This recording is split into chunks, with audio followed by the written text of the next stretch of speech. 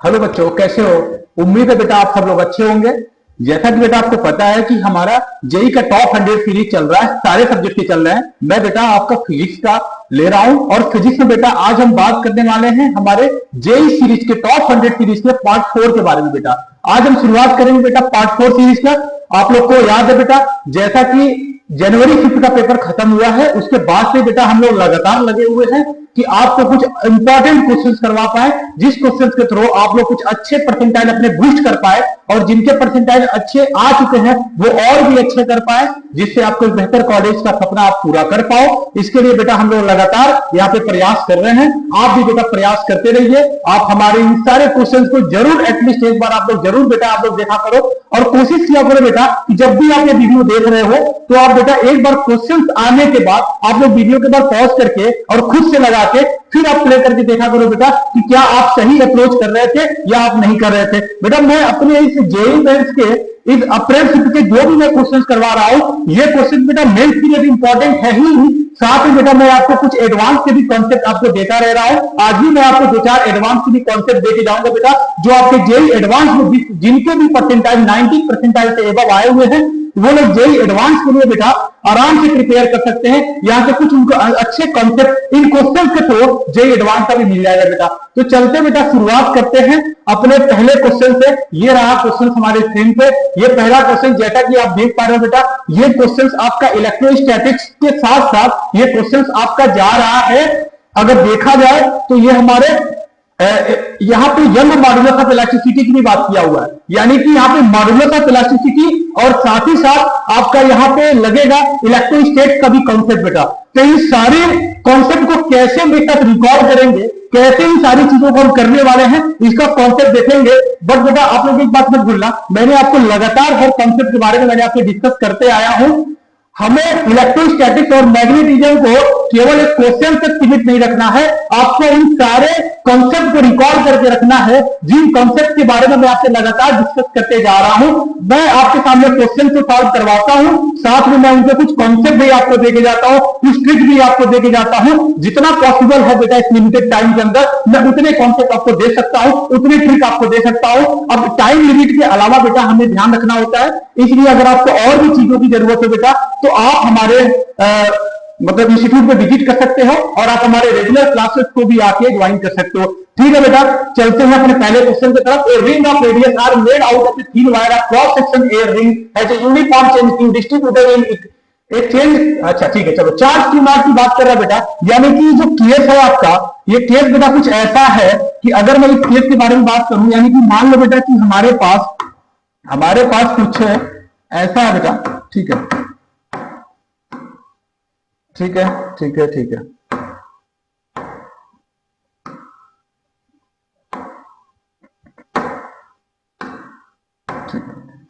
यानी कि हमारे पास है कि ये ऐसे स्क्वायर है बेटा।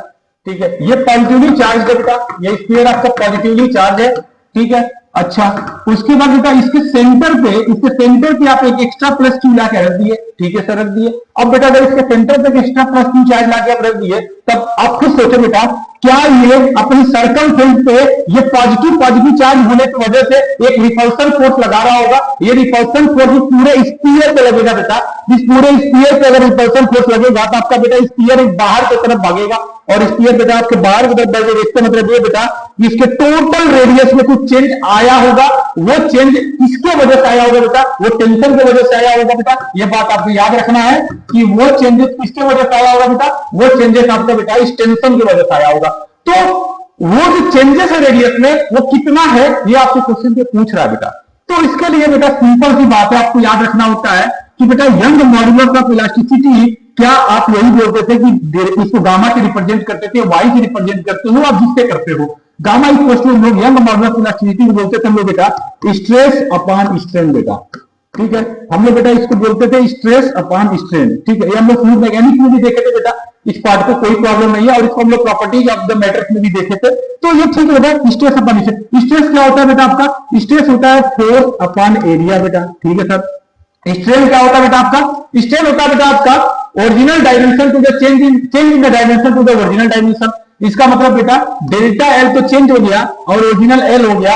अब इसको बेटा मैं अपने काम की चीज में अगर कन्वर्ट करूं, मेरा केस तो रेडियस का है, मेरा केस तो टेंशन का है, तो मेरे पास जो फोर्स है कौन सा फोर्स है जिसकी वजह से रेडियस में चेंज हो रहा है, वो तो टेंशन फोर्स है। तो बेटा इस फॉर्मूले को हम रिवर्ट करके चेंज करें अगर, तो बेटा ये आपका आ जाएगा that is tension by area, यानी this is force by area gamma times आपका हो जाएगा डेल्टा आर बाई आर बेटा, ये आपका बन जाएगा। और यहां से बेटा हम अगर डेल्टा आर निकालने की कोशिश करें तो डेल्टा आर बेटा यहां से आ जाएगा R T by A gamma बेटा, ये कुछ ऐसा आ जाएगा बेटा R T by A gamma. तो ऑप्शन ए आपका करेक्ट हो जाएगा। ध्यान रखना बेटा इस बार अप्रैल सेशन के लिए ऐसे क्वेश्चंस बहुत इंपॉर्टेंट है जिनमें 2-3 चैप्टर्स के कॉन्सेप्ट लग रहा हो बेटा।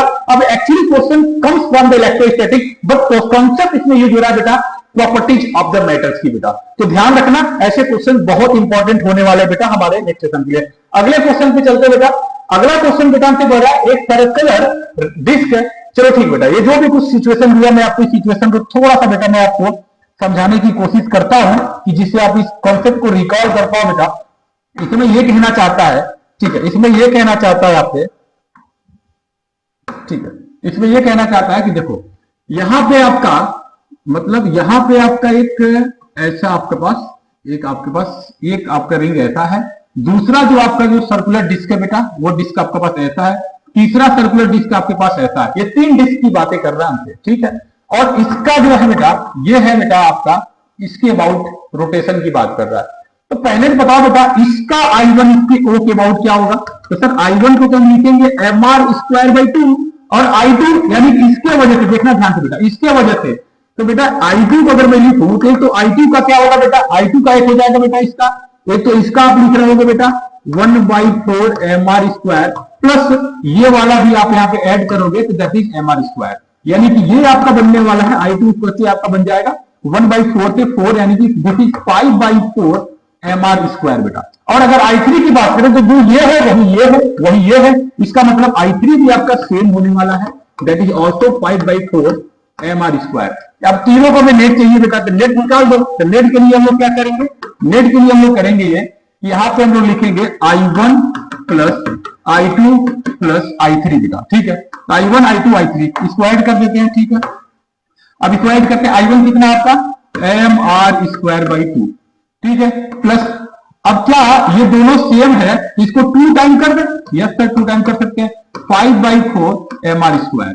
अब आप बेटा इसको ऐड करोगे, ऐड करके बेटा ये आपका आ जाएगा 3 mr²। Option A will be correct बेटा, ठीक है। बहुत ही सिंपल है बट आपको कंसेप्ट पता होना चाहिए बेटा कि किस एक्सिस के अबाउट आप निकाल लो, मतलब बहुत ही अलर्ट रहना बेटा। अगर मान लो ये रॉड है, ये रॉड आपका यहां से घूम रहा है बेटा, यहां से घूम रहा है, अगर यहां से घूम रहा है तो इसके अबाउट आपका जो इसके सेंटर ऑफ मास मान लो, इसके सेंटर ऑफ मास के अबाउट जिसका रोटेशन होता है वो क्या होता है। और अगर मैं आपसे बेटा यहां से पूछ लूं एक्सिस अगर मैं ये ले लो तो एक तो आपको बेटा ये जो पता है इसके अबाउट आपको रखना ही रखना है, प्लस ये वाली लेंथ के साथ एक ml² जिसमें ऐड करोगे ना वही वाले कॉन्सेप्ट हैं ये। चलो नेक्स्ट क्वेश्चन की तरफ चलते हैं। अगला क्वेश्चन हमारा है 2 charges are suspended from a common point, ठीक है, string length as shown in figure, ठीक है बेटा। फिगर में भी आपको बता देता हूं, if charges are in equilibrium find angle theta and tension string T, ठीक है बेटा, ओके नो प्रॉब्लम बेटा। इस क्वेश्चन को करने के लिए थोड़ा सा हमें दिमाग लगाना पड़ेगा और दिमाग की बात कर लेते हैं। इसमें हम बेटा करते क्या है, देखो यहां पे ऐसा है कि मान लो यहां पे दे रहा है आपका, ठीक, आ जाओ एक शेप से इसके शेप पे थ्रो कर लेते हैं बेटा, ठीक है। यहां पे आपका दे रहा है बेटा एक ऐसा है, ठीक है, यहां से 2 चार्जेस ऐसे लगे हुए हैं बेटा, 2 चार्जेस आपके ऐसे लगे हुए हैं, ठीक है सर, लगे हुए हैं। ये रहा पहला चार्ज और ये रहा बेटा आपका दूसरा चार्ज, ठीक है सर। अब ये भी सेम ही देखो, ये भी प्लस क्यू है बेटा, ये भी आपका प्लस क्यू है, ठीक है सर। और ये बेटा आपके ऐसे लगे हुए हैं। अब हमें ये तो पता है बेटा कि ये वाला इसके ऊपर मान लो एक चार्ज की मैं बात कर रहा हूं, मुझे अगर निकालना ही है तो मैं निकालता हूं। तो अगर मैं इसकी बात करूं तो ये इसके ऊपर एक फोर्स लगाएगा बेटा इधर की तरफ, यस सर, अच्छा। और इस टेंशन इस रस्सी में, क्या इस रस्सी में बेटा आपको इस रस्सी में एक चीज दिख रहा है कि इस रस्सी में बेटा आपका एक टेंशन आएगा, ठीक, यस सर आएगा।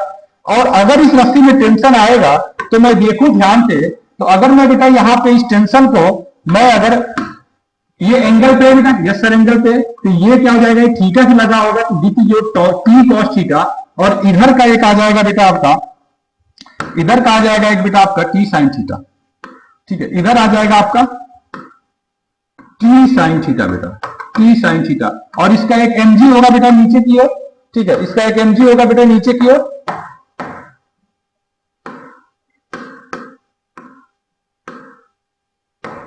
ठीक है बेटा, एक mg होगा बेटा आपका नीचे की ओर। यानी कि एक तो ये फोर्स लगा रहा है इसके ऊपर बेटा, ये फोर्स लगा रहा है, कौन सा फोर्स लगाएगा सर, ये फोर्स तो लगाएगा एफ नॉट बराबर के Q1 Q2 एन दोनों सेम है, T square by K Q1 Q2 by R square लगाएगा, यस सर। और ये mg एक लगेगा बेटा इसका नीचे की ओर, यस सर, ठीक है। और ये इस टेंशन का कंपोनेंट हो गया बेटा, इस टेंशन का एक्चुअली इस टेंशन का कंपोनेंट हो गया बेटा, एक इधर टी कॉस थीटा, एक इधर बेटा टी साइन थीटा, ठीक है सर। ये ऐसा आपका बन गया। अब हम क्या करेंगे, अब हम करेंगे बेटा इस पूरे होल सिस्टम को, इस क्वेश्चन में बोल रहा है इस पूरे होल सिस्टम को उठा के बेटा एक लिक्विड में डाल दिया गया, ठीक है, किसी मीडियम में डाल दिया गया, उस मीडियम का डाइलेक्ट्रिक कांस्टेंट क्या है, तो बताओ कि फिर इसमें क्या होगा टेन थीटा का कॉन्सेप्ट। तो जरा ध्यान से सुनना बेटा, अभी टेन थीटा क्या होगा ये बताओ, अभी टेन थीटा क्या होगा। अगर मैं अभी टेन थीटा की यहाँ पे बात करूं तो दिस टाइम टेन थीटा क्या होगा, तो आप खुद सोचो बेटा। अगर यहाँ पे मैं देखा जाए तो क्या यहाँ पे मैं एक बात बोल सकता हूं कि टी कॉस थीटा जो है आपका बराबर है बेटा आपका mg के, यस सर। और दूसरा अगर बात किया जाए बेटा यहाँ पे टी साइन थीटा बराबर आपका बेटा एफ नॉट के, मैं एफ नॉट ले रहा हूं क्योंकि एफ नॉट तो मुझे पता है क्या है, रखना होगा मैं रख लूंगा, ठीक है सर। अगर ये दोनों को डिवाइड कर दो बेटा तो टेन थीटा आ जाएगा, तो बेटा आपका यहां से दिख रहा है टेन थीटा आपका बनने वाला है बेटा एफ नॉट बाई mg। तो अभी तो ये आ रहा है बेटा, बट ये आपका आंसर नहीं होगा, देख लो ये ऑप्शन में है बेटा एक पार्ट में, but this is not your answer according to the question. Question में बेटा ये नहीं पूछ रहा हो, क्वेश्चन में अभी तो ये कर रहा है ना कि पूरे सिस्टम को उठा के वाटर में डीप कर रहा है। अगर ये किसी मीडियम में डीप कर रहा है तो उस मीडियम का भी तो कोई इफेक्ट पड़ेगा, इसका मतलब इसमें डायलेक्ट्रिक कांस्टेंट भी तो आएगा। तो उस मीडियम में डालने से लेट सपोज कि इसको अगर मैं लिक्विड में डाल रहा हूं तो उस लिक्विड में डालने से क्या क्या चेंजेस होंगे, तो ध्यान से सुनना बेटा। अगर आप इस पूरे होल सिस्टम को अगर आपने लिक्विड में डाल दिया, अगर आपने लिक्विड में डाल दिया तो लिक्विड में डालने से क्या होगा बेटा, लिक्विड में डालने से होगा ये कि एक तो बायोंड फोर्स आ जाएगा ऊपर की तरफ, बोलो यस या नो, एक तो बायोंड फोर्स आ जाएगा बेटा, एक तो इधर आपका बेटा एक एक्स्ट्रा फोर्स आ जाएगा जिसको आप लोग बोल देते हो beyond force, yes sir beyond force आ जाएगा।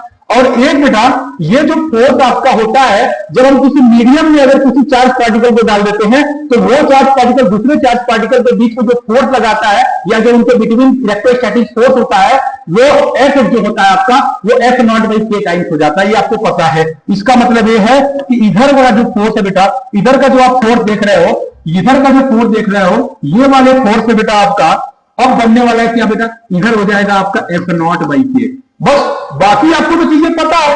इसका मतलब अब टेन थीटा क्या बन जाएगा, टेन थीटा बेटा आपका बन जाएगा कि एफ नॉट, अब एफ नॉट नहीं देगा बेटा, एफ नॉट बाई के हो जाएगा, मीडियम से कांस्टेंट डायरेक्टली कांस्टेंट से डिवाइड हो जाएगा।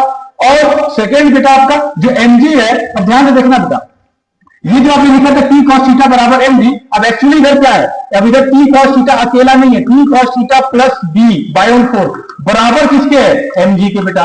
तो यहां पे अगर मैं ध्यान से देखूं बेटा तो यहां से टी कॉस थीटा किसके बराबर आ जाएगा बेटा, वो आ रहा है mg माइनस बी के, यानी कि बेटा ये mg ना रहा, अब ये mg हो गया mg माइनस बी बेटा। तो आपका बेटा एक्चुअली में एंगल ये आएगा, यानी कि अगर होल सिस्टम को किसी मीडियम में डिप कर दिए बेटा तो ये हो जाएगा, और अगर मैं सिंपली पूछता तो ये हो जाता। अभी हमारा आंसर जो बनने वाला है वो F by K mg by B, option 4 will be correct बेटा। क्या आप इस चीज को रिकॉल कर पा रहे हो? प्लीज एक बार आप लोग जरूर वीडियो को पॉज करके पहले खुद से ट्राई करने की कोशिश किया करिए, देन आफ्टर आप वीडियो को देखा करिए कि क्या आपने सही किया, क्या आपने सही सोचा, उसके बाद ही आप लोग बेटा इन चीजों को करते। चलते बेटा नेक्स्ट क्वेश्चन की तरफ। अगला क्वेश्चन है मास स्फीयर और mass and radius are equally positively charged surface if the another charge q put at the surface of the sphere, the extra tension T applied on the circumference of the sphere, if we generate a small pulse point to be loaded बेटा, small pulse की बात कर रहा है, कहां पे कर रहा है, एक पॉइंट ए पे कर रहा है बेटा।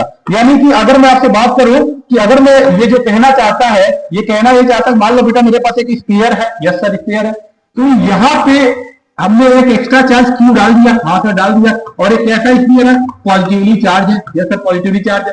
तो यहां अगर मान लो कहीं ये पॉइंट है, यहां पे बेटा हमने एक पल्स जनरेट कर दिया है, देखो अगर यहां पे अगर एक पल्स जनरेट कर दिया, यानी कि एक तो बेटा ये स्फीयर था, पॉजिटिवली चार्ज स्फीयर था, सेंटर पे चार्ज हो दिया क्यू, इस पे टेंशन आया होगा, और हमने हल्का सा उसमें एक हमने पल्स जनरेट कर दिया। जब पल्स जनरेट कर दिया तो बेटा पूरे स्फीयर में से पास होता जाएगा, फिर यहाँ वापस कब आएगा वो टाइम बता दो, ये पूछा क्वेश्चन ने। This is most important question बेटा, बहुत इंपॉर्टेंट क्वेश्चन बेटा ये, ध्यान से सुनना, ऐसे क्वेश्चंस को फिर आप सोचते हो कि ये क्वेश्चंस क्या है, कैसे करना है इस क्वेश्चन को, ध्यान से सुनना, कॉन्सेप्ट से करना बेटा।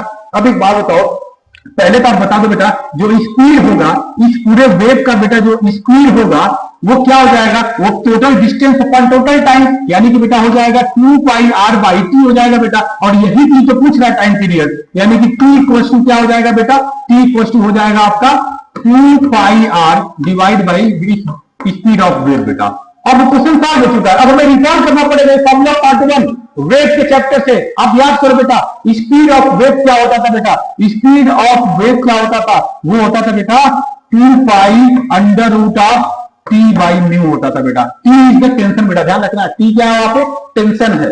इसका मतलब यहां पर हमारा क्या बनने वाला बेटा, टी इक्वल टू 2 पाई, अब ध्यान से देखना बेटा, 2 पाई आर और डिवाइड बाई ये आपका जाएगा बेटा 2 pi under root of T by mu बेटा। 2 पाई से 2 पाई कट जाएगा आपका, ये आपका आ जाएगा बेटा t equal to r time, t equal to r time आ जाएगा आपका बेटा म्यू बाई टी बेटा, कुछ ऐसा आ जाएगा इक्वेशन, ठीक है।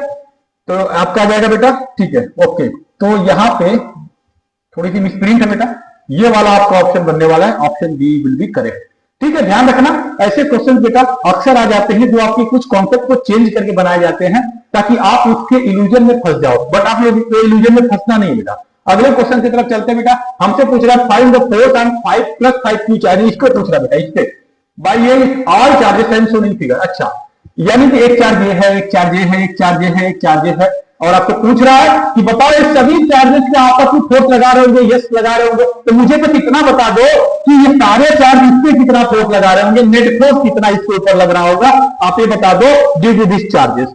तो हमें ऐसे क्वेश्चन कर, अब मुझे क्या पता बेटा, मुझे तो 2 पॉइंट चार्जेस जो है पता है कि 2 पॉइंट चार्जेस में एक दूसरे के ऊपर कितना फोर्स लगाना है, दैट इज के Q1 Q2 by R square, ये हमें पता है। बट यहाँ पे मोर देन 1 चार्जेस है बेटा, अगर मोर देन 1 चार्जेस है और साथ ही साथ में क्या आप देख पा रहे हो, इन सबके कोऑर्डिनेट भी दिए हुए हैं, कोऑर्डिनेट दिए हुए हैं, दैट मींस इसमें डायरेक्शन का भी खेल आ रहा है बेटा। इसका मतलब ये है कि ये क्वेश्चन केवल कूलॉम लॉ का नहीं है बेटा, ये क्वेश्चन आपका बेटा जाएगा वेक्टर फॉर्म ऑफ कूलॉम बेटा, यानी कि आपको यहाँ पे ये चीज याद होना चाहिए बेटा कि vector form of Coulomb law क्या होता है, vector form of Coulomb law,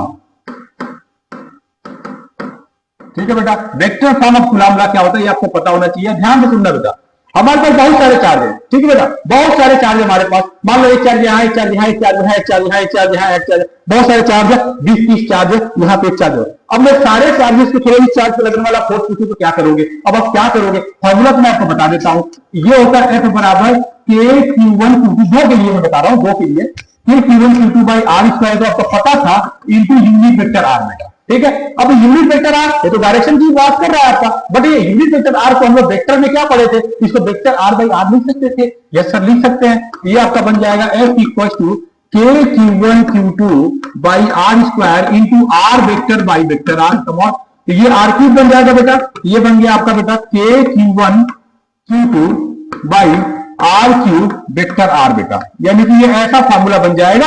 but problem ये है कि हमारे पास 2 चार्जेस नहीं है, हमारे पास मोर देन 2 चार्जेस है, तो क्या करें, तो ध्यान से सुनना बेटा, जब भी आपको 2 से ज्यादा चार्ज दे दे और vector form of Coulomb law लगाना हो तो आप लोग प्लीज डायरेक्टली ऐसे करोगे, बहुत टाइम लग जाएगा बेटा, क्योंकि अब पहले आप ये चेक करोगे कहां से कहां करूं, डायरेक्शन में फंस जाओगे, तो ये सब नहीं करने का, ठीक है। सीधी सी बात सुनना, मैं आपको एक छवि से समझा रहा हूं, जब भी बेटा कई सारे चार्जेस हो, आपको कुछ नहीं करना है, जिस चार्ज पे आपसे नेट फोर्स पूछा जा रहा है, ध्यान से सुनना, मान लो 10 चार्जेस हैं, जिस चार्ज पे आपसे नेट फोर्स पूछा जा रहा है, सभी चार्जेस पे एक वेक्टर उसी चार्ज पे बना देना, उसी चार्ज पे बना देना, उसी चार्ज पे बना देना, यानी कि आप सभी चार्जेस पे वेक्टर लो, वेक्टर लो, वेक्टर लो, वेक्टर लो, और कहां पे बनाना है, उसी चार्ज पे बनाना, यानी इस वेक्टर की जो मुंडी है, इस वेक्टर का जो कैप है, इस कैप को लाके उसी के ऊपर रख दो बेटा, उसी के ऊपर रख दो, उसका चुपचाप अपना काम करो। और ध्यान रखना, ऐसा करते समय आपको जो आपका चार्ज है, जो कूलॉम चार्ज दिया है, उसको आपको साइन के साथ पुट करना बेटा, मत भूलना साइन के साथ पुट करना है, क्योंकि जो आप कूलॉम लॉ में यूज करते हो बेटा, तो कूलॉम लॉ में के Q1 Q2 by R square में आप लोग Q1 Q2 को साइन के साथ नहीं पुट करते हो, आप लोग बस उसका मैग्नीट्यूड पुट करते हो। बट अभी यहां जो मैं आपको फॉर्मूला बता रहा हूं, जो मैं आपको कॉन्सेप्ट बता रहा हूं, इस कॉन्सेप्ट में आपको मैं ये समझा रहा हूं कि जब आपको, मतलब मैं ये कह रहा हूं बेटा कि यहां पे आप एक एरो लो, देखो इसके ऊपर निकालना है, किसी को कोई पूछा है आपसे, इसका मतलब ये है कि यहां से इसके ऊपर एक वेक्टर ऐसे बना दो, वेक्टर इसके ऊपर एक ऐसा वेक्टर बना दो, यहां से इसके ऊपर वेक्टर बना दो, ठीक है। बट ध्यान रहे बेटा, ध्यान रहे कि इस मेथड में जो आपका क्यू चार्ज है उन सभी को आपको साइन के साथ पुट करना है बेटा, साइन के साथ पुट करना है, ये मत भूलना, साइन के साथ पुट करना। अगर जैसे क्या देखो, ये +10 कूलाम है, ठीक है ना, और ये +5 कूलाम, +2 कूलाम, +3 कूलाम। अगर ये माइनस होता तो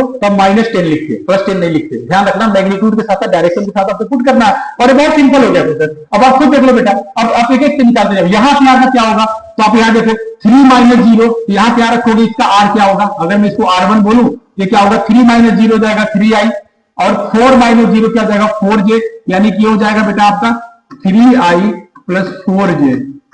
ये R बन गया, R1 बन गया। ये R2 देख लो बेटा, R2 क्या आएगा, अगर R2 को देखा जाए तो 3 - 3 हो गया आपका 0, ये हो गया आपका 0। 4 - 7 आपका हो गया बेटा 3, ठीक है, ये हो गया आपका माइनस का 3j, और ये हो गया बेटा आपका 0 - 4 माइनस का 4k बेटा। यहां पे अगर ये क्या होगा, 3 - 1, ये हो जाएगा प्लस का 1, ये बन जाएगा आपका बेटा प्लस का 4i, और ये 4 - 1 प्लस का 3j, ये बन जाएगा आपका R3। ये आ गया R3, ये आ गया R2, ये आ गया R1। अब कुछ नहीं करना है, अब चुपचाप आपने बस सजा देना। क्या करना है आपको, ध्यान से सुनना। Fnet क्या लिखोगे, सभी को क्या लिखोगे आप, F1 + F2 + F3। Yes, net आपका बन जाएगा F1 + F2 + F3। अब यहाँ पे हमें F1 निकालना होगा, F2 निकालना होगा, F3 निकालना होगा, तीनों को निकाल के फिर हम इसके बाद यहाँ पे ऐड कर देंगे। F1 की बात करूं बेटा, F1 आपका हो जाएगा, ये हो जाएगा आपका K Q1 Q2/R²। Q1 कितना बेटा आपका 2 कूलम, मैं पहले वाले के लिए बात कर रहा हूं, और जहां पे जाना था उसकी बात कर रहा हूं 5। K Q1 Q2/R², R कितना बेटा आपका, तो इसको हम अंडर रूट में करेंगे तो 5 आएगा बेटा, यानी कि 5 का स्क्वायर हो जाएगा। और वेक्टर हमारा पहले से सजा हुआ है, इसे 3i + का 4j बेटा, और नीचे आपका आ जाएगा एक और 5, ये तो 5 क्यूब बन जाएगा बाद में, कोई प्रॉब्लम, कोई इशू नहीं है। उसके बाद K Q1 Q2/R², 3 coulomb and 5 coulomb, 3 coulomb and 5 coulomb, और इसका बेटा आपका नीचे आ जाएगा, सीधे मैं पहले लेता हूं 5 का क्यूब, क्योंकि वेक्टर हमारा पहले से दिख रहा है, ये हमारा है 3j, ठीक है, 3j माइनस का 4k बेटा, ठीक है। प्लस अगला आपका आएगा K Q1 Q2/R², 10 और 5 बेटा, ये आ गया 10 coulomb 5 coulomb K Q1 Q2/R², R आपका 5 का क्यूब हो गया, और यहाँ पे आपका आ रहा है वेक्टर 4i + का 3j, हो गया आपका काम खत्म, बस और कुछ नहीं करना है। अब इसके बाद बस मैथमेटिक्स से छोटी सी मैथमेटिक्स से सॉल्व कर लो, जैसे मन करे ऐसे कर लो। K/5 क्यूब सब में से कॉमन ले लो, K/5 क्यूब सब में से कॉमन ले लो, अंदर आपको क्या बचेगा देख लो, 5 × 10 यानी कि 10 3 जा 30, ये आपका आ गया बेटा 30i, और ये आ गया बेटा 10 4 जा प्लस का 40j बेटा, ठीक है। अब इसमें आ जाओ, इसमें हम क्या करने वाले हैं, इसमें हम करने वाले हैं, अब यहाँ पे माइनस है, ध्यान देना, और 5 3 जा 15, 15 3 45, माइनस का 45j, और माइनस का 60, 15 चौको 60, माइनस का 60k बेटा। उसके बाद इधर आ जाओ, इधर देखोगे 10 5 जा 50, 50 50 चौको 200, यानी कि आ गया 200i, और ये आ गया 10 5 50, 3 150 प्लस का 150j बेटा, हो गया काम खत्म। अब आप यहाँ पे सॉल्व करो, देखो 30i और 200i कितने हो गए आपके, 230i बेटा, यानी कि i जो बना आपका 230। उसके बाद i को हम लोग खत्म करते हैं, उसके बाद 40j और -45j, यानी कि ये बना आपका बेटा देखना 40 और 150, 190, 190 में से 45 घटा लो बेटा, 190 में से 45 घटा लो, 190 में से 50, यहां से घटाएंगे बेटा, यहां से आपका -5 आ जाएगा, ये 145 हो जाएगा बेटा, यानी कि आपका आ जाएगा प्लस का 145j बेटा।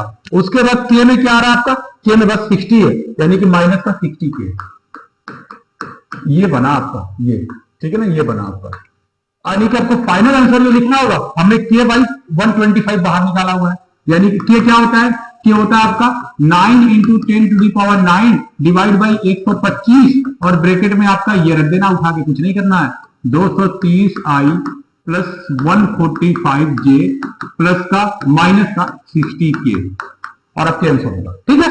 तो ये ऐसे क्वेश्चन, यानी कि ध्यान रखना कि vector form of Coulomb law को भी हम बनाएंगे, but vector form of Coulomb law पे आप लोग फोकस करना बेटा, हमने आपको जो तरीका बताया, इस तरीका का आप यूज करना, आप कभी फंसने वाले नहीं हो बेटा, आप आराम से निकल जाओगे, ये ध्यान रखना। चलते अपने अगले क्वेश्चन की तरफ।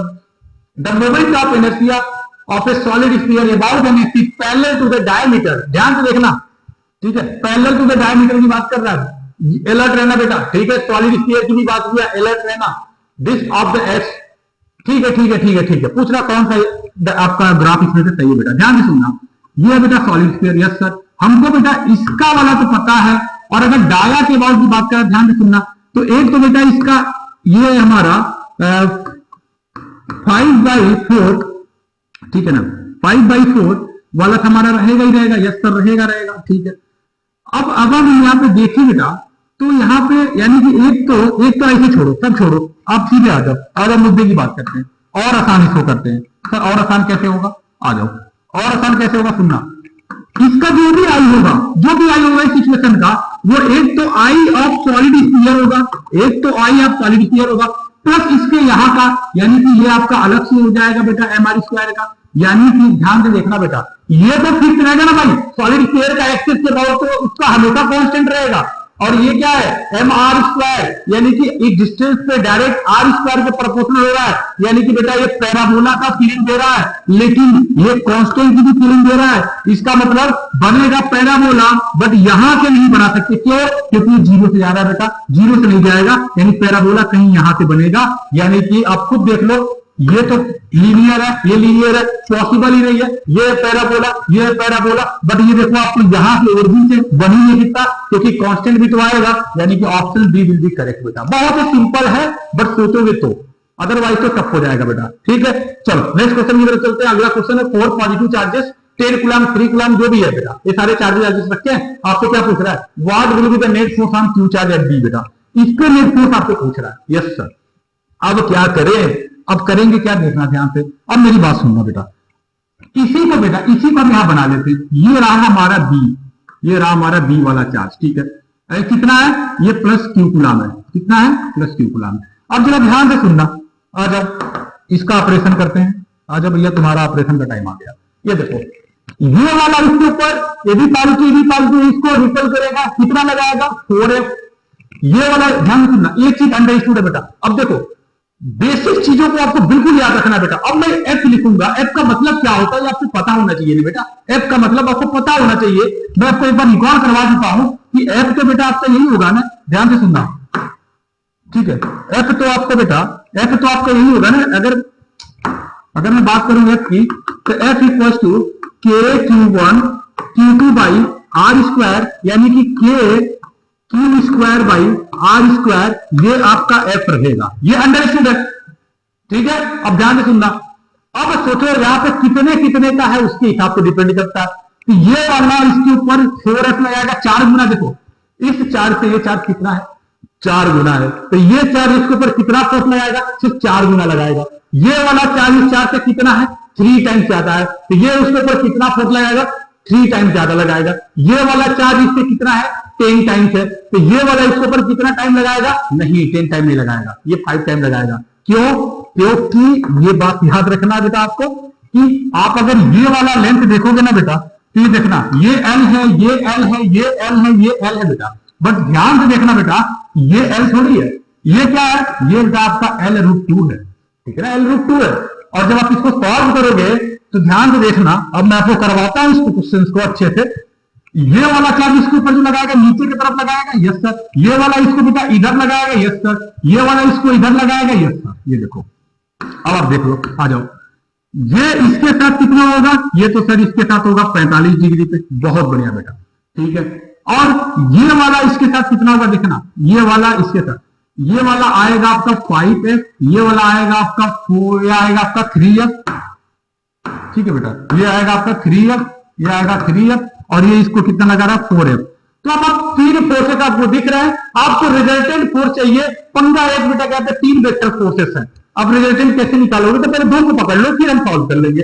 इसको देखो बेटा, ये दोनों बेटा आपस में लगे हैं, इनका रिजल्टेंट देखना ध्यान से, इसका रिजल्टेंट इसके ऊपर मत लेना, क्यों, क्योंकि ये देखो बेटा, ये अगर आपने यहाँ पे खींचा बेटा, अगर ये वाला फोर्स बीच में लग रहा है, तो जो ये वाला आपका फोर्स है और जो ये वाला फोर्स है, इसका रिजल्टेंट तो बीच में आना चाहिए। लेकिन एक बात ध्यान रखना बेटा, ये फोर्स ज्यादा है, ये फोर्स कम है।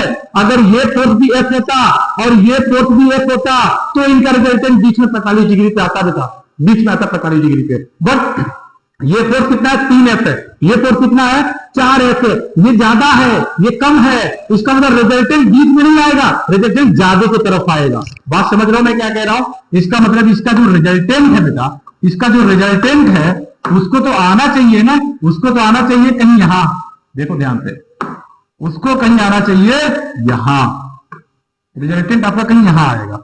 इसका मतलब यहां पे आपका रिजल्टेंट आएगा और रिजल्टेंट 4 और 3 का रिजल्टेंट कोई बात नहीं होगा तो 5 ऐसी। बट अब ये एंगल कितना होता है बेटा, ये एंगल होता है 53 डिग्री, ये वाला एंगल कितना, 45 डिग्री। तो बेटा हमें तो अब इन दोनों फोर्स का ही तो नेट चाहिए, इसी का नेट हमारा आंसर होगा। तो इनके बीच का एंगल कितना हो गया, 45, 53, 53 minus 45, that will be 8 degree बेटा।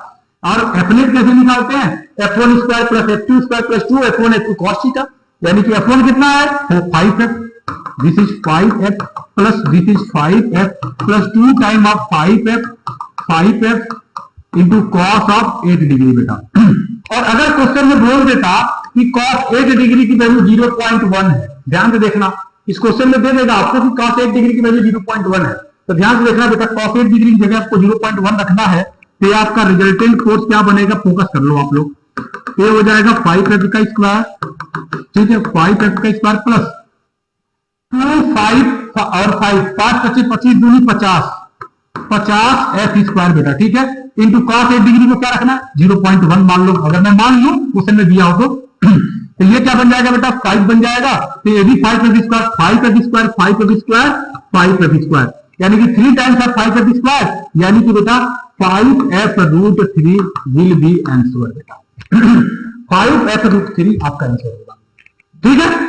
तो ऐसे इस क्वेश्चन को बेटा हम लोग कर लेंगे। अगले क्वेश्चन की तरफ चलते हैं। नेक्स्ट क्वेश्चन आपका बेटा, which one of the following option is correct, is the same fluids are filled in all 3 containers at the same height बेटा। अब ध्यान से सुनना, यहां पे अब आपको एकदम से देखते ही आपको पास्कल चक्कर याद आ जाएंगे, यहाँ पे पास्कल ला लग जाएगा। आप बोलोगे सर यहाँ पे तो पास्कल ला लगा लेते हैं ना, खत्म करते हैं, पास्कल ला क्या कहता है अगर भैया, और हाइड्रोस्टैटिक्स लॉ भी, you can also use hydrostatics law बेटा, आप हाइड्रोस्टैटिक्स लॉ भी लगा सकते हो, यानी कि रो जी एच की भी हम यहाँ पे बात कर सकते हैं।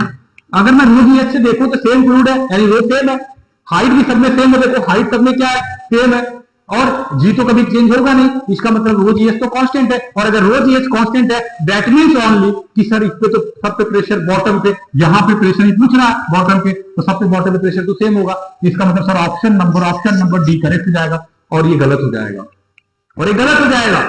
क्यों? This is not asking about the pressure बेटा, ठीक है ना, ये जेई एडवांस तक में ये क्वेश्चन घुमाता है, तो गलती पे गलती है मत करना, ठीक है ना, ये वो नहीं है जो आप सोच रहे हो, ये वो है जो आपको सोचना चाहिए था पहले ही। अब देख लेना ध्यान से, मैं इस क्वेश्चन को दोबारा अब आपको एक्सप्लेन करता हूं, क्योंकि मैं अभी वो तरीका बताया जिससे आप गलतियां करने वाले हो। एकदम से क्वेश्चन देखते ही लोगों के दिमाग में बस यही आता है कि P1 बराबर P2 बराबर P3। भाई पूछा क्या है ये तो देख लो, पूछा क्या है, पूछा ये है बेटा PS है, यानी कि बेटा पूछ रहा है प्रेशर नहीं, प्रेशर फोर्स पूछ रहा है बेटा, प्रेशर फोर्स। और प्रेशर फोर्स यानी कि प्रेशर तो होता है फोर्स अपन एरिया, तो प्रेशर फोर्स F क्या हो जाएगा, प्रेशर इंटू एरिया, और प्रेशर क्या हो जाएगा, rho g h plus area, this will be your force बेटा, this will be your force. Very alert होके बेटा, बहुत ही अलर्ट होके सोचना है, यानी कि रो जी एच आपका कांस्टेंट है तीनों में, रो जी एच आपका कांस्टेंट है तीनों में, बट एरिया तो चेंज हो रहा है, बट एरिया तो चेंज हो रहा है। अब ध्यान से सुनना, मैं फिर कह रहा हूं कि इसका आंसर पीए बराबर पीबी बराबर पीसी होता है, बट उसमें केवल प्रेशर पूछता है, तो उससे मैं पूछता प्रेशर एट बॉटम बता दो, पीए पीबी पीसी क्या होगा, तब आप बोलते हो पीए बराबर पीबी बराबर पीसी। क्यों? क्योंकि रोजियस सेम है। लेकिन यहां पे बेटा प्रेशर नहीं पूछा है, यहां पे पूछा प्रेशर फोर्स, यानी कि फोर्स की बात कर रहा है, तो फोर्स की बात करेगा बेटा तो एरिया पे डिपेंड कर जाएगा। और आपको देखो तीनों कंटेनर के एरिया अलग अलग है बेटा, यहां पे देखो ये यहां पे बॉटम एरिया, यहां पे केस में देखना, यहां पे बेटा बॉटम एरिया ज्यादा है, यहां पे बॉटम एरिया सबसे मैक्सिमम है, यहां पे तो बेटा क्या है, यहां पे तो नॉर्मल है बॉटम एरिया, यहां पे नॉर्मल है आपका बॉटम एरिया, और यहां पे बेटा इससे ज्यादा है, यानी कि सेकंड पॉइंट पे है बेटा बॉटम एरिया। इसका मतलब सबसे ज्यादा प्रेशर किसमें होगा बेटा, प्रेशर फोर्स, सॉरी, सबसे ज्यादा प्रेशर फोर्स किसमें होगा बेटा, इसमें होगा। अब देख लो, जिसका बॉटम एरिया ज्यादा उसका फोर्स ज्यादा, इसका मतलब सी का ज्यादा होगा बेटा, यानी कि सी का ज्यादा होगा, उसके बाद आपका बी का होगा, उसके बाद बेटा आपका ए का होगा, यानी ऑप्शन आपका बनना चाहिए बेटा सी बी ए टाइप में कुछ बनना चाहिए। तो देख लो कहां बन रहा है, C B A, option C will be correct बेटा। ठीक है, ये बाउंस था बेटा, ये क्वेश्चन बाउंस था। अगर आप बिल्कुल डायरेक्टली अगर रेक्टाफिकेशन से जाओगे तो रेक्टाफिकेशन से आपका काम बिल्कुल बेटा रट्टा ही हो जाएगा। ध्यान रखना, ऐसी गलतियां मत करना, मैं आपको पहले ही समझा दे रहा हूं। अगले क्वेश्चन की तरफ चलते हैं बेटा। A man is moving with 10 metre per second in a positive x direction and the rain is falling downward with the speed of the 10√3 metre per second, then where is the man open the umbrella to protect himself from the rain. यानी सीधी सी बात, simple सी बात कर रहा है कि भैया सुनो, इधर चल रहा है मैनवा, इधर चल रहा है मैन, ये चल रहा है 10 मीटर पर सेकंड से, इधर गिर रही है रेन, रेन गिर रही है 10√3 मीटर पर सेकंड से। ठीक है सर, अब बेटा बात तो ये है कि मैन तो इधर चल रहा है, रेन तो उधर चल रहा है, तो मेरे को बात बता दो, velocity of man with respect to rain क्या होगा sir, velocity of rain minus velocity of man होगा। अब वेलोसिटी ऑफ मैन क्या होगा, वेलोसिटी ऑफ मैन क्या नीचे गिर रहा है क्या, यस सर, ऐसे गिर रहा है, ऐसे गिर रहा है, ऐसे गिर रहा है, ऐसे गिर रहा है नीचे, यानी कि क्या नेगेटिव जे डायरेक्शन में गिरा, यस नेगेटिव जे डायरेक्शन में गिरा, यानी कि 10√3 आप क्या लिखोगे, माइनस का 10√3 जे कैप, फिर फॉर्मूले में माइनस माइनस, मैन की वेलोसिटी क्या है, एक्स में है 10i, यानी कि इसको लिखेंगे हम 10i। अब बेटा आप जरा आप इसको ध्यान से ताड़ लो थोड़ा देर, बाद में क्या पता ताड़ने को मिले या नहीं मिले, जरा भी ताड़ लो। ये देखो क्या हो रहा है, एक्चुअली ये क्या हो रहा है, आ जाओ इसको जरा हम डिजाइन करते हैं बेटा। एक्चुअली इसको मैं डायग्राम बनाना चाहता हूं, -10i किधर जाएगा सर, -10i किधर जाएगा, अच्छा, और ये माइनस का 10 किधर जाएगा सर, ये तो इधर जाएगा, ये तो नीचे जाएगा, यस बेटा हो गया, काम हो गया। अब आप देखो ध्यान से, ये कितना है, ये 10 यूनिट है, ये कितना है 10√3 यूनिट है, तो बेटा इसका जो रिजल्टेंट निकलने वाला है वो इधर ही तो कहीं आएगा बीच में, बोलो, ये इधर ही तो कहीं आएगा बेटा बीच में, इसका जो नेट आने वाला है ये कहीं इधर ही आने वाला है बीच में, यानी कि जो मैन है आपका, ये जो मैन है आपका, ये मैन आपका, ये छाता जो है यही तो लगाएगा। अब कितने एंगल पे लगाएगा, क्वेश्चन ये है कितने एंगल पे, तो ध्यान से देखो बेटा, यहाँ पे tan थीटा क्या हो जाएगा आपका, tan theta is perpendicular upon base, यानी कि 10√3/10 दैट इज √3, यानी कि थीटा बराबर 60 डिग्री बेटा, यानी कि कितने डिग्री पे खोलेगा, 60 डिग्री पे हॉरिजॉन्टल, एंड डायरेक्शन क्या होगा, डायरेक्शन बेटा ये क्या है, साउथ, ये क्या बेटा वेस्ट, यानी डायरेक्शन इज साउथ वेस्ट बेटा। अब देख लेना बेटा answer, 60 degree with horizontal in the south west direction, yes B part is correct, बाकी गड़बड़। ठीक है, ऐसे क्वेश्चन को ध्यान से, फर्स्ट बेटा you need to draw diagram according to the question, जैसा भी क्वेश्चन में लिया पहले आप डायग्राम बनाने की कोशिश करो, अगर आप डायग्राम नहीं बनाओगे तो आप शायद क्वेश्चन को जल्दीबाजी में गलत कर जाओगे, हो सकता है डिवीजन में उल्टा मार दो तो आपका आंसर उल्टा आ जाएगा, ये सारी चीजें देख के आपको करना है सॉल्व। अगले क्वेश्चन की तरफ चलते हैं। नेक्स्ट क्वेश्चन है बेटा हमारा, in projectile motion what will be the torque of the mg force at the maximum height if the radius R if the range R. Okay बेटा कोई बात नहीं, ठीक है, यानी कि प्रोजेक्टाइल मोशन की बात कर रहा है, यस सर बात कर रहा है, ये रहा प्रोजेक्टाइल मोशन, यस सर, ये रहा बेटा इसका लेट सपोज कि ये इसका मैक्सिमम हाइट है, यस सर इसका मैक्सिमम हाइट है, तो ये क्या कहलाता है सर, ये रेंज कहलाता आर, ये कहलाता रेंज आर। अब क्या पूछा है कि यही पॉइंट पे बता दो एमजी फोर्स का टॉर्क कितना होगा, टाउ बाई एमजी कितना होगा। तो जरा ध्यान से सुनना बेटा, क्या यहाँ पे ये डिस्टेंस आपका r/2 रेंज का आधा हो जाएगा, यस सर आधा हो जाएगा। और टॉर्क क्या होता है तो टॉर्क होता है टाउ बराबर, तो बराबर टाउ बराबर होता है सर, होता है r क्रॉस f या फिर rf साइन थीटा या फिर rf परपेंडिकुलर, कुछ भी लिख सकता हूं मैं, यस सर। ये डिस्टेंस आर, इस पे परपेंडिकुलर क्या होगा, इस पे परपेंडिकुलर अगर मैं बात करूं, इस पे परपेंडिकुलर आपके ये फोर्सेस ऐसे परपेंडिकुलर फोर्सेस लगेंगे भाई, परपेंडिकुलर, यानी कि सारे एमजी फोर्स तो यही है, सारे एमजी फोर्स, यानी कि एमजी फोर्स ऐसे तो लग रहा है, एमजी फोर्स ऐसे लग रहा है, यानी कि सीधा बोलो कि सर टाउ एमजी आप हो जाएगा, डिस्टेंस कितना है sir r/2 into perpendicular force कितना mg, तो आप रख दो mg, this is mgr/2, this is mgr/2, option A will be correct, कुछ नहीं था इसमें बेटा। और अगर इस क्वेश्चन में आपसे पूछता ना तो भैया सुनो रुको एक मिनट, जरा डायरेक्शन बताओ, अगर आपसे बोल देता इस क्वेश्चन में ना कि मुझे ये नहीं मुझे डायरेक्शन बताओ, तो कोई बात नहीं, देखो ऐसे तो यार ये देखना ध्यान से बेटा, ऐसे तो यार ये देखो ऐसे डायरेक्शन, ये रहा डायरेक्शन, ये रहा डायरेक्शन, ये रहा डायरेक्शन बेटा, ये रहा डायरेक्शन, इसका मतलब ये रहा डायरेक्शन, ये रहा डायरेक्शन, ये रहा डायरेक्शन, ये रहा डायरेक्शन, ये रहा डायरेक्शन, यानी कि ये आपका डायरेक्शन है, ये आपका डायरेक्शन। तो डायरेक्शन हम ऐसे भी निकाल सकते हैं अगर क्वेश्चन में पूछता तो, अदरवाइज कोई बात नहीं, कोई परेशानी की बात नहीं बेटा। चलो अगले क्वेश्चन की तरफ चलते हैं बेटा। नेक्स्ट क्वेश्चन है हमारा, if a direct current of value of ampere is superimpose of an alternating current I equal to B sine omega T, जो भी दिया हो लिख लो भाई, क्या पता बाद में मिले या नहीं मिले। आई बराबर बी साइन ओमेगा टी, ये तो एसी वाला है और एक डीसी वाला भी है, और बोल रहा what is the effective value. Effective value पूछ रहा है बेटा, ध्यान से। इफेक्टिव वैल्यू का मतलब क्या होता है, ये बात याद रखना।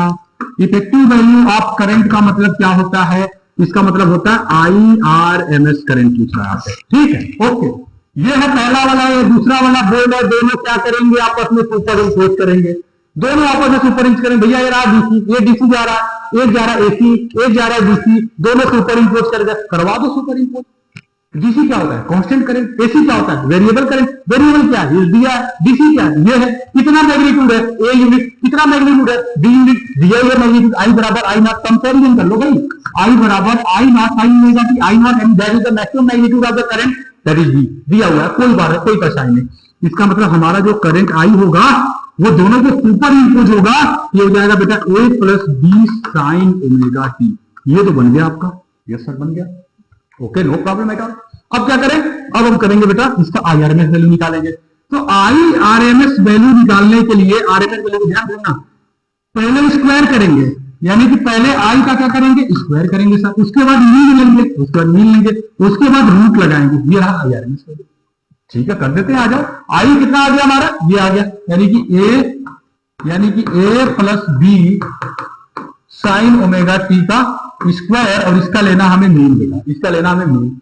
अब जरा इसका स्क्वायर करना, ये हो जाएगा बेटा A square plus B square sine square omega t plus, अब क्या लिखोगे आप, 2AB साइन ओमेगा टी, ठीक है। ओके बेटा, इसका तो जीरो हो जाएगा average value for full cycle के लिए। क्यों सर, क्योंकि हमें पता है कि sign omega T cos omega T या फिर साइन 2 ओमेगा टी या फिर कॉस 2 ओमेगा टी, इन सब का फुल साइकिल के लिए जो एवरेज वैल्यू होती है वो जीरो होती है। हमें पहले एवरेज तो चाहिए, पहले मुझे क्या चाहिए भाई, पहले मुझे एवरेज चाहिए। तब ध्यान से देखो, स्क्वायर के बाद क्या चाहिए, एवरेज चाहिए, तब मैं रूट लगाएंगे, तब मैं रूट लगाएंगे, पहले तो मैं एवरेज चाहिए, तो एवरेज इसका जीरो होता है। ओके सर, और कॉस स्क्वायर एक्स या फिर साइन स्क्वायर एक्स का एवरेज वैल्यू क्या होता है बेटा, 1/2 होता है। ये देखो बेटा, इसका क्या हो जाएगा, हाफ हो जाएगा, और ये तो ए स्क्वायर का कांस्टेंट ही है, इसका मतलब आंसर होगा अंडर रूट ऑफ बेटा A square plus B square half, and B square by 2 will be your answer बेटा। बहुत ही सिंपल लाजवाब क्वेश्चन है। ऐसे क्वेश्चन अक्सर आते रह रहे हैं एग्जाम में, भी जनवरी में भी ऐसे क्वेश्चन देखने को मिले हैं। बस थोड़े से लैंग्वेज और ग्राफ देके आपको थोड़ा सा घुमाने और कंफ्यूज करने की कोशिश करता है, बट आपको कंफ्यूज नहीं होना है, ठीक है। चलो बेटा नेक्स्ट क्वेश्चन की तरफ चलते हैं, अगला क्वेश्चन देखते हैं। नेक्स्ट क्वेश्चन क्या हमारा, Zener diode as shown in figure circuit IZ, बेटा ये पूछ रहा है, IZ की वैल्यू पूछ रहा है, क्या करें। तो सबसे पहले बेटा आपको याद होना चाहिए कि जेनर डायोड के केस में हमें अगर कुछ भी करना है सर्किट के अंदर, तो सबसे पहले हमें डायोड को रिप्लेस करना पड़ेगा, डायोड को हटाना पड़ेगा, सर्किट को ठीक करना पड़ेगा, फिर पकड़ना पड़ेगा KVL चचा को, ठीक है ना, KVL को। तो क्या करें, हम करेंगे ये बेटा, देखो ध्यान से, ये आपका V0 है, क्या ये एक्सटर्नल बैटरी है, अगर एक्सटर्नल बैटरी, इसका मतलब ये आप अप्लाई वोल्टेज कर रहे हो, ये आप अप्लाई वोल्टेज कर रहे हो। इसके बाद यहाँ पे आपका क्या है, यहाँ पे आपका एक जेनर वोल्ट की बैटरी लगी हुई है, यानी कि आपका VZ लगा हुआ है, ऑलरेडी यहाँ पे जेनर वोल्ट की बैटरी लगी है, यहाँ पे जेनर डायोड लगा है। फर्स्ट चेक करो ये जेनर डायोड किस मैनर में काम कर रहा है, रिवर्स बायसिंग में काम कर रहा है, फॉरवर्ड बायसिंग में काम कर रहा है। और हमारा जनवरी अटेम्प्ट में कम से कम 3 से 4 क्वेश्चन हमारे ऐसे सर्किट को देखने को मिले जहां पे डायोड लगे हुए थे।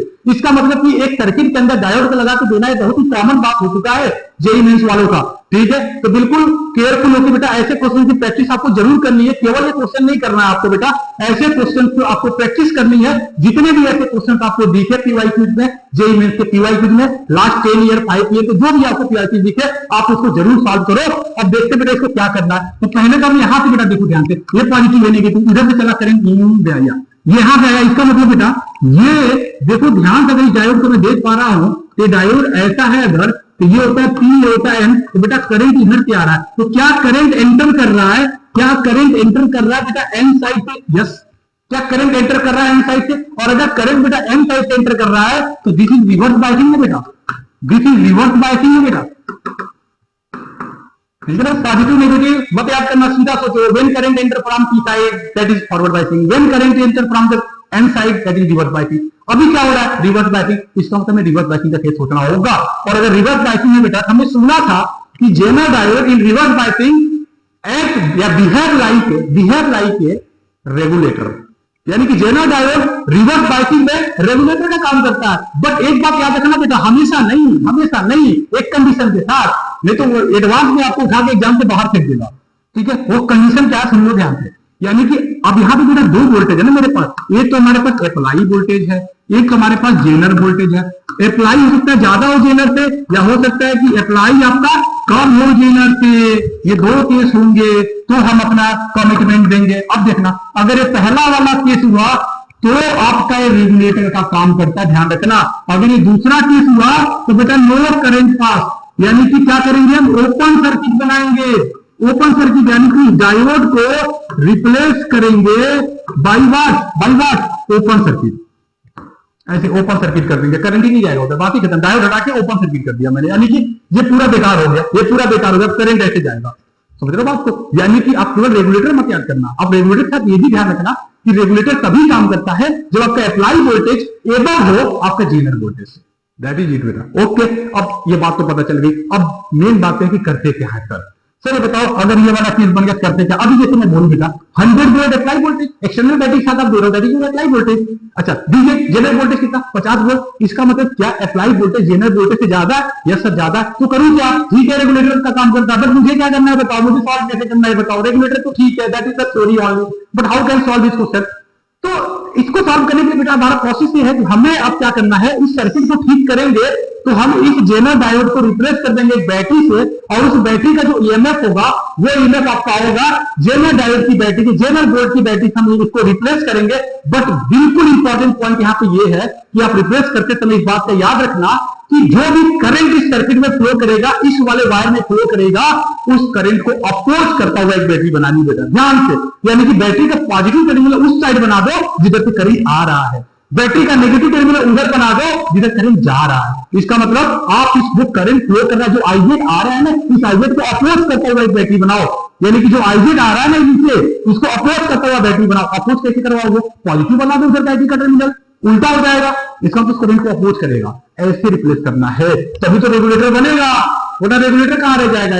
इसका मतलब इसको अगर मैं अब इसको बेटा मेरे पास स्पेस नहीं है, so I need to remove something some space. आ जाओ बेटा, अब हम बात कर लेते हैं यहाँ पे कि हम कैसे इसको क्रैक करने वाले हैं। अब जरा देखना, पहले तो हम डायग्राम को सही करेंगे सर। ओके सर, ये रहा डायग्राम, ये रहा, यस ये रहा। अब यहाँ पे बेटा हम इसको हटा के बैटरी लगाएंगे, और बैटरी कैसे लगाएंगे देखना।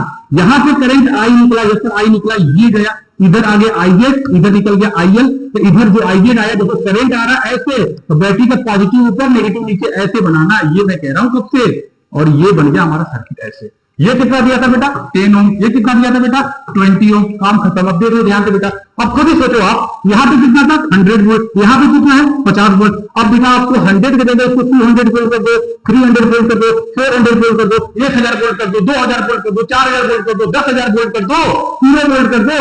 बट बेटा ये तो हमेशा 50 वोल्ट ही रहेगा, क्यों? क्योंकि तो इस कंडीशन को सेटिस्फाई करेगा। आपने तो बोला कि when apply voltage is above the Zener voltage we can remove by this battery. इसका मतलब कि इस रजिस्टर के थ्रू तो हमेशा 50 वोल्ट ही मेंटेन रहेगा 20 ओम के रजिस्टर के थ्रू। आप यहाँ पे किसी भी वोल्टेज लगा दो, इसका तो सारा वोल्टेज रेगुलेट जा रहा है। That's why we can say this is behave like this is act as a regulator, तभी ये रेगुलेटर का एक्ट कर रहा है। इसका मतलब ये है तो ठीक है। ओके, अब हम क्या करें, अब हम करेंगे बेटा यहाँ पे केवीएल लगाएंगे। तो केवीएल लगाते समय आपको ध्यान आया बेटा कि यहाँ पे क्या होगा, यहाँ पे क्या होगा, ध्यान से। यहाँ पे क्या बेटा 100 वोल्ट, यहाँ पे कितना बेटा 50 वोल्ट, तो डिफरेंस कितना होगा बेटा 50 वोल्ट का। यहाँ पे क्या हो जाएगा बेटा 50 वोल्ट का। तो बेटा हमें टोटल करंट क्या होगा, तो टोटल करंट हो जाएगा आईजेड प्लस आईएल। तो यहाँ पे आईजेड चाहिए बेटा, अब ध्यान से सुनना, ये आई आ रहा था, आई कितना आ रहा था बेटा, आई कितना आ रहा था, ध्यान से सुनना, ध्यान से देखना। यहाँ पे चला बेटा, अब ध्यान सुनो, यहाँ से आ रहा है, ये यहाँ पे आया बेटा, ये आईजेड चाहिए, आईएल चाहिए। तो आईजेड निकालने के लिए यहाँ पे देखो आप, यहाँ पे देखो आप ध्यान से, यहाँ पे जो आई आ रहा है, आई कितना आया, तो क्या हम V बराबर आई आर जानते हैं, सब जानते हैं। यहाँ पे आई बराबर क्या हो जाएगा V बाई आर, और V कितना बेटा आपका 50 वोल्ट, और R कितना बेटा आपका 10, ये हो गया बेटा 5, यानी कि यहाँ पे आ गया बेटा 5 एम्पियर। ठीक है बेटा, तो एक आ गया आपका बेटा 5, यानी यहाँ पे आ गया 5 एम्पियर। Yes sir, okay. अब इधर देखना बेटा, इधर इधर वाले पे जो है कितना जा रहा है देखना ध्यान से, इधर कितना 50, ये कितना है 20। तो ध्यान से सुनो, यानी कि अगेन मैं बोलूं अगर v बराबर आई आर, तो आई बराबर क्या हो जाएगा v बाई आर, और v कितना बेटा 50, आर कितना बेटा 20, ये कट गया, दिस इज 5/2 बेटा। तो एक 5/2 एम्पियर हो गया और एक बेटा आपका 5 एम्पियर हो गया। ठीक है सर, ओके। यानी कि यहां से हमारा जो आईजेड बनेगा, यहां जो हमारा आईजेड बनेगा वो हमारा बनेगा बेटा आपका 5 माइनस 5/2 एम्पियर। ये कितना बन जाएगा देख लो, ये 10/2 कर दें, ठीक है ना। यहाँ पे अगर मैं यहाँ पे अगर 2 का मल्टीप्लाई 2 का डिवाइड करूं तो ये बन जाएगा 10 में से 5 जाएगा 5/2। दिस इज अगेन 5/2 एम्पियर बेटा, this will be your answer. यानी कि ऐसे क्वेश्चन को हम सॉल्व करेंगे तो दिस इज नॉट इंपॉर्टेंट कि how to solve this problem, important है बेटा कि ऐसे ऐसे चीजों में, ऐसे क्वेश्चन से आपने क्या क्या सीखा, दैट इज मोर इंपॉर्टेंट। यानी कि आपने क्या क्या सीखा इस प्रॉब्लम में वो इंपॉर्टेंट है, क्योंकि अगली बार वही क्वेश्चन दे जरूरी नहीं है, बट ऐसा क्वेश्चन दे जरूरी है, और ऐसे क्वेश्चन में क्या जो दिया है जो अभी नहीं दिया है वो देगा। ये सारी चीजों को आपको याद रखना पड़ेगा। चलते बेटा हम अपने अगले क्वेश्चन की तरफ, बहुत बातें हो गई इसके बारे में। नेक्स्ट क्वेश्चन को देखते बेटा, अगला क्वेश्चन हमारी स्क्रीन पे है, statement number water sticks to the surface while mercury repels from the surface. चलो बेटा एक बात ये सिंपल सी ये कह रहा है कि मान लो बेटा हमारे पास कोई एक सरफेस है, मान लो मेरे पास कोई एक सरफेस है, ये रहा सरफेस हमारे पास बेटा। अगर एक सरफेस है तो इसमें अगर हम पानी गिराते हैं, वाटर गिराते हैं, तो वाटर सरफेस पे चिपकता है, स्टिक करता है। लेकिन अगर इसमें मरकरी गिराओ तो मरकरी सरफेस से भागने जैसा लगता है, इसमें वो ड्रॉप ड्रॉप बन के हटने की, भागने की कोशिश करता है। यही वो बोल रहा है स्टेटमेंट 1 में। और स्टेटमेंट 2 क्या कह रहा है, in water adhesive forces is more stronger than the cohesive forces and while in mercury the cohesive forces stronger than the adhesive forces. अब आपसे यही तो पूछ रहा है कि स्टेटमेंट 1 स्टेटमेंट 2 में बता दो which one option is correct और नॉट करेक्ट। अब यहाँ पे इस क्वेश्चन को सॉल्व करने के बेटा इस बात को याद रखना होगा, यहाँ पे हमारा जो कॉन्सेप्ट लग रहा है वो आपका सरफेस टेंशन का कॉन्सेप्ट तो लग ही रहा है, साथ साथ में बेटा यहाँ पे हमारे पास ये जो एक कैपिलरी इफेक्ट का कॉन्सेप्ट यहाँ पे लगेगा बेटा, कि कैपिलरी इफेक्ट का आपका कॉन्सेप्ट बिल्कुल आपको क्लियर होना चाहिए, पता होना चाहिए। और ऐसे केसेस में याद रखना बेटा, यहाँ पे एक चीज तो नहीं पूछा है जो मैं आपको एक एक्स्ट्रा नॉलेज दे दूं कि आपको याद हो कि अगर मैं बात करूं बेटा वाटर की, अगर मान लो मैं वाटर के इसके ऊपर वाटर गिराता हूं और यहाँ पे बेटा अगर मैं एक नॉर्मल में खींच लूं अपने काम के लिए, आगे हमें काम आ सकता है इसलिए मैं नॉर्मल ले रहा हूं, यहाँ पे मैं लाइन ले लूं और यहाँ पे एक नॉर्मल लेके मैं बैठा रहा होगा, तो ध्यान से सुनना बेटा।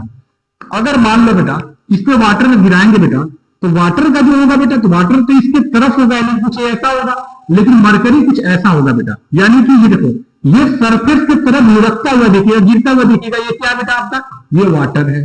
यस सर वाटर है। ये किसकी बात कर रहा हूं मैं बेटा, मैं मरकरी की बात कर रहा हूं, Hg की बात कर रहा हूं, ठीक है ओके।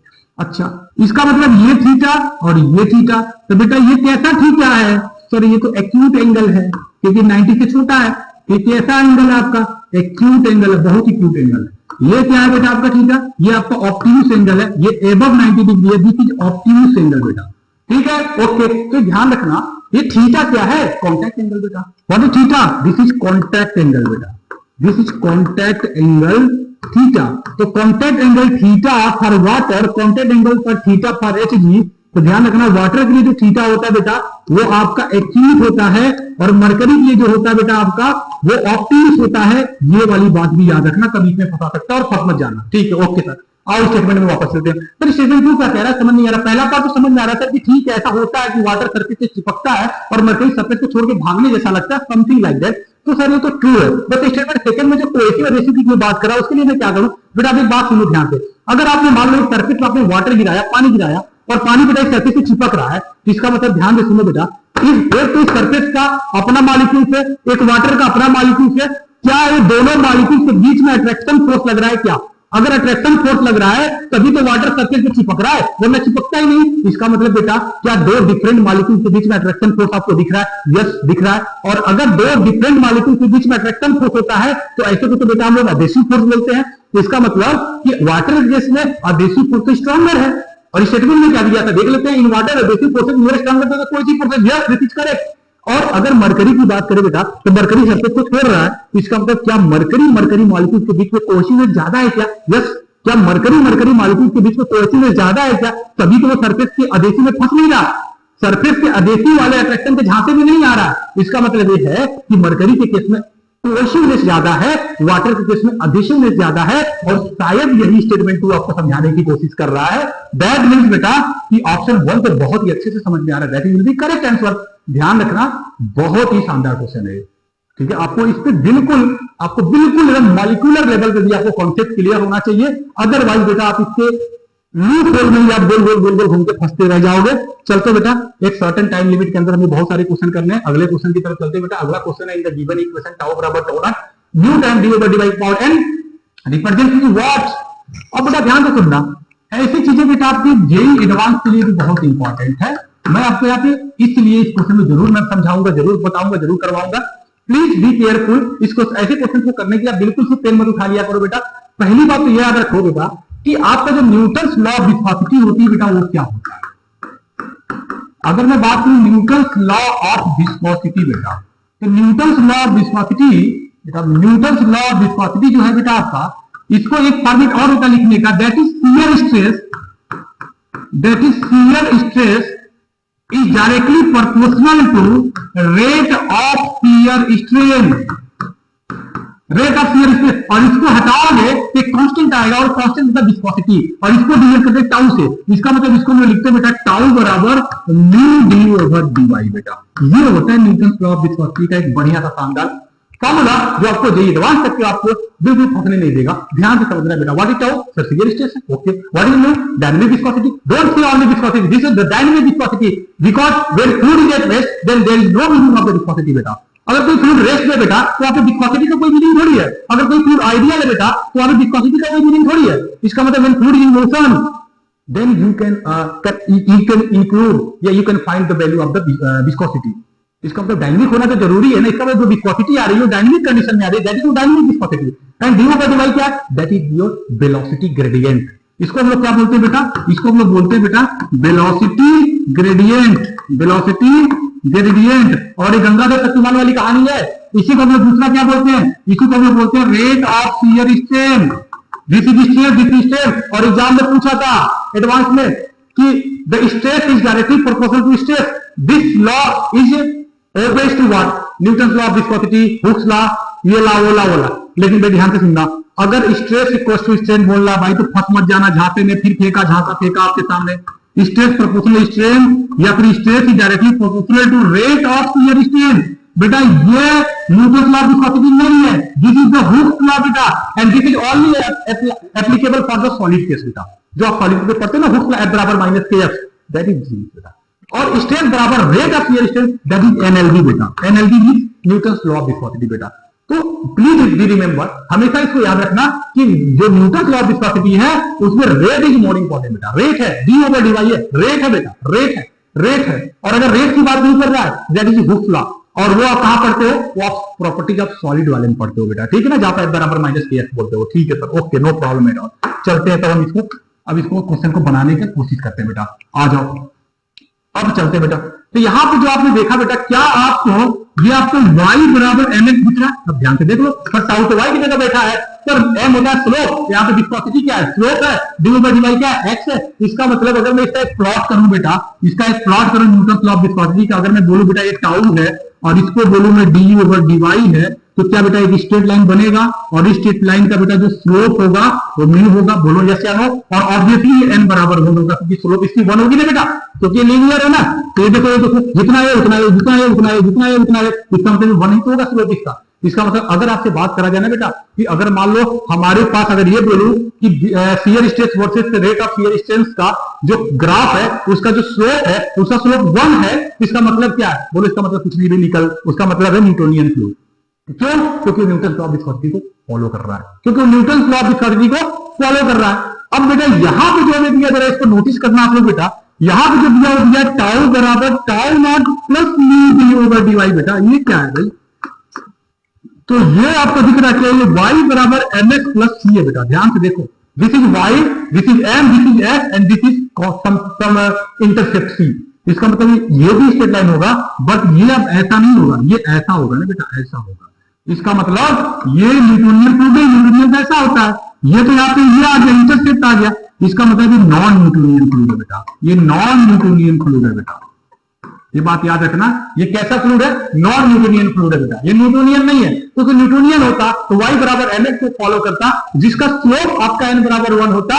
बट यहाँ पे बेटा न्यूटन लॉ ऑफ विस्कोसिटी के फॉर्मूले को सेटिस्फाई नहीं कर रहा है, ये कुछ वहां पे इंटरसेप्ट कुछ कांस्टेंट लेके आ रहा है, इसलिए ये उसको वैल्यू नहीं है बेटा।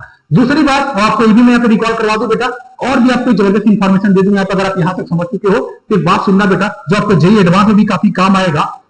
कि अगर मैं आपसे बात करूं बेटा इस नॉन न्यूटोनियन के बारे में, तो जो नॉन न्यूटोनियन होता है बेटा, नॉन न्यूटोनियन होता है, ठीक है ना, ये कैसे पहचानते हो आप ये बोलते हो which does not obey the Newton's law of viscosity, जो एनएलपी को फॉलो नहीं करता है, यानी जो टाउ बराबर mu D over D Y को फॉलो नहीं करता है, वही क्या होता है? वही होता है आपका नॉन न्यूटोनियन फ्लूइड। और ये कितने टाइप के होते हैं बेटा? तो ये आपके होते हैं बेटा, आपके कुछ टाइप्स होते हैं जिसको आपको जरूर याद रखना बेटा। तो मैं ऐसे टाइप्स, देखो टोटल तो 5 टाइप होते हैं, टोटल 5 टाइप होते हैं। मतलब 5 टाइप को मैं आपको ऐसे तरीके में बताऊंगा जो आपको भी भूल ना पाओ।